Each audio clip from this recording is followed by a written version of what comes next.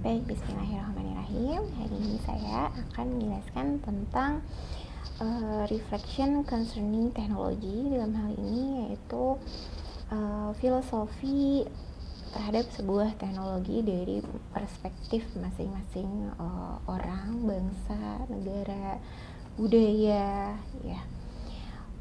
Sebagai introduction, di bab pengenalan itu dijelaskan bahwa segala sesuatu itu terjadi pasti ada sebuah harga yang harus dibayar. Artinya apa? Apapun hal itu pasti ada yang baiknya, pasti ada yang buruknya, seperti itu. Jadi a price comes with associated cost gitu. Jadi ada harga yang harus dibayar atas segala sesuatu itu, termasuk juga teknologi. Begitu menurut Arthur C. Clarke di tahun 2021.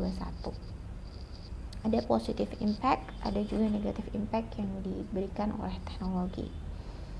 Nah, di sini juga dijelaskan bahwa bagaimana sih cara pandang educator terhadap sebuah teknologi itu ditentukan dengan latar belakang educatornya itu sendiri, latar belakang budayanya seperti apa, peranan si educator itu seperti apa, lalu pengalaman-pengalaman yang sudah didapat oleh anak-anak yang diajarkan juga mempengaruhi bagaimana educator itu berpikir tentang sebuah teknologi atau memfilosofikan sebuah teknologi, seperti itu. Disampaikan oleh National Association Education of Young Children bahwa reflective practice itu bagaimana seorang pendidik itu mampu merefleksikan apa yang sudah dia ajarkan kepada anak-anak, itu mempunyai peranan yang sangat penting dalam teaching practice, dalam mengajar. Kenapa? Karena katanya pembelajaran yang bermakna dan positif itu diperlukan seorang guru yang selalu merefleksi pembelajarannya.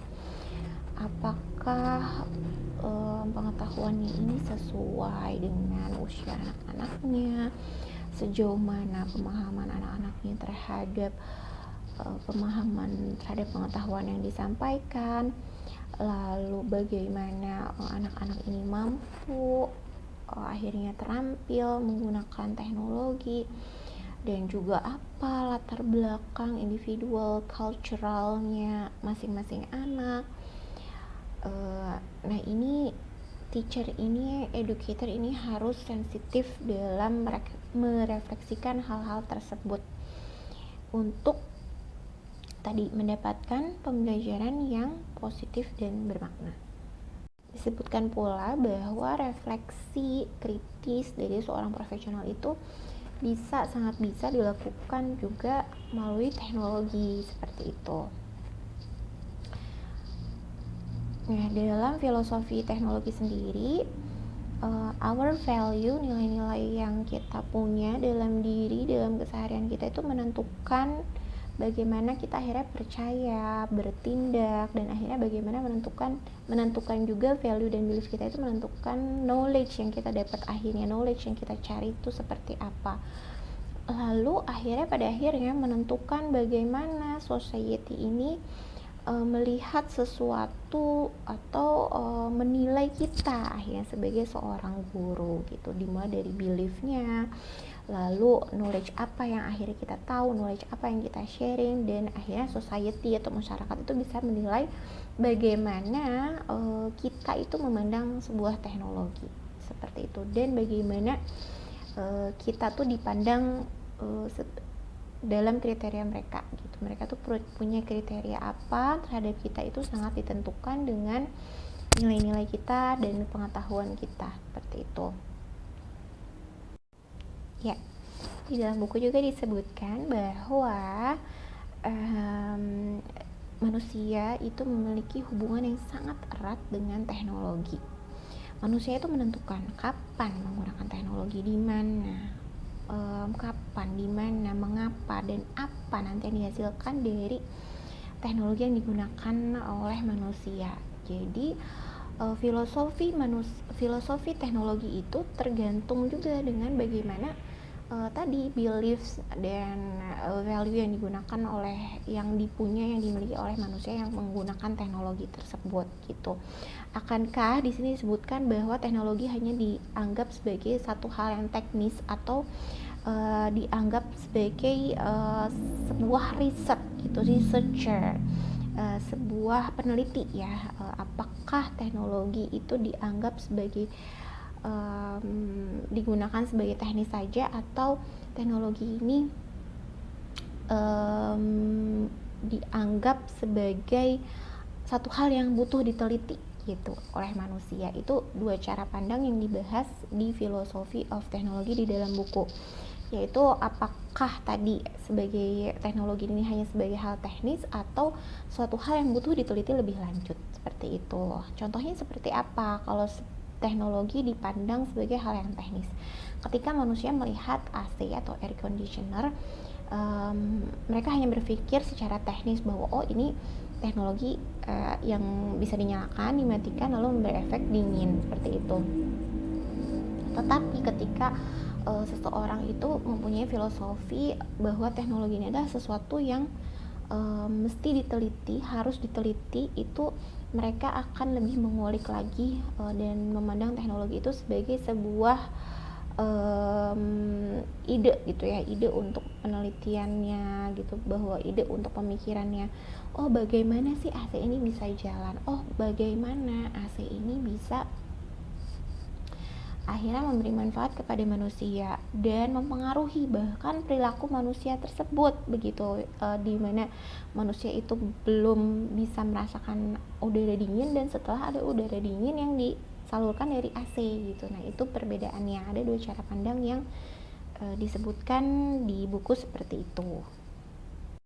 Nah, ada juga perdebatan yang di dalam buku tersebut disampaikan, seperti bahwa banyak orang yang menganggap bahwa guru-guru anak usia dini itu laut teknologi, seperti itu. Nah, akhirnya cara memandang teknologinya pun hanya sebagai tadi worker as technician saja gitu, belum sampai ke worker as researcher. Maka dari itu diperlukan pengembangan profesional yang kontinu, yang selanjutnya nanti akan dibahas oleh Miss Aisyah dan Ibu Yaya. Demikian dari saya sebagai pembuka. Assalamualaikum warahmatullahi wabarakatuh. Poin yang selanjutnya adalah teacher education atau pendidikan guru. Pendidikan guru umumnya dianggap sebagai periode waktu di mana seorang guru mengembangkan persepsi dan keterampilannya dengan menerapkan teknologi baru di lingkungan anak usia dini. Pendidikan guru dalam hal ini dapat memperbaiki kekurangan pengetahuan tentang teknologi dan menghasilkan peningkatan dalam pengetahuan teknologi. Ini menyangkut beberapa pendukung, di mana seorang guru harus mampu beradaptasi dalam lingkungan teknologi yang terus berubah dan memerlukan pemahaman yang lebih luas di mana teknologi dikembangkan dan diterapkan. Jika guru terlibat dengan teknologi dalam arti yang lebih luas, maka mereka mungkin akan memiliki antusias terhadap teknologi baru atau yang disebut teknofil, dan tidak bersikap teknofobi atau menolak teknologi baru. Sebagai penutup, di sini dijelaskan bahwa gerakan deschooling menganggap teknologi baru sebagai sarana untuk mempengaruhi pelestarian identitas dan kemandirian komunitas dan budaya. Namun baru-baru ini Bowers telah menentang asumsi ini dengan alasan bahwa teknologi komputer sama homogennya dengan sistem sekolah. Sekian dan terima kasih. Wassalamualaikum warahmatullahi wabarakatuh. Baik, selanjutnya saya akan menjelaskan tentang the professional development session. Di sini akan dijelaskan tentang sesi pengembangan profesional yang lebih menekankan pada refleksi TIK dan hambatan-hambatannya. Ada peribahasa yang menyampaikan bahwa don't throw the baby out with the bathwater, yaitu ada beberapa kesalahan yang harus kita hindari ketika kita mencoba menghilangkan sesuatu yang sudah ada. Secara luas, literasi teknologi dianggap penting untuk kehidupan yang lebih maju. Dalam hal ini, pendidik tentunya harus mempertimbangkan teknologi apa saja yang pas untuk anak-anak. Pada sebuah presentasi dalam Bragit 1965, pendidik diminta mendefinisikan apa itu teknologi. Dan menurut paper, teknologi baru seperti komputer diharapkan dapat memfasilitasi pembelajaran anak-anak untuk lebih kritis dan bisa belajar untuk memecahkan sebuah masalah. Pengembangan profesional sebaiknya berorientasi pada sikap positif. Sikap positif itu ada bersumber pada diri sendiri. Penelitian Borstar menunjukkan bahwa ada jarak yang semakin besar antara stigmasi dan bakat pendidik terhadap perubahan teknologi. Jadi, teknologi dalam sebuah kurikulum tidak boleh dipahami secara sempit. Teknologi sebagai sarana mempersiapkan untuk kebutuhan bangsa yang berdaya saing di era global informasi. Terima kasih.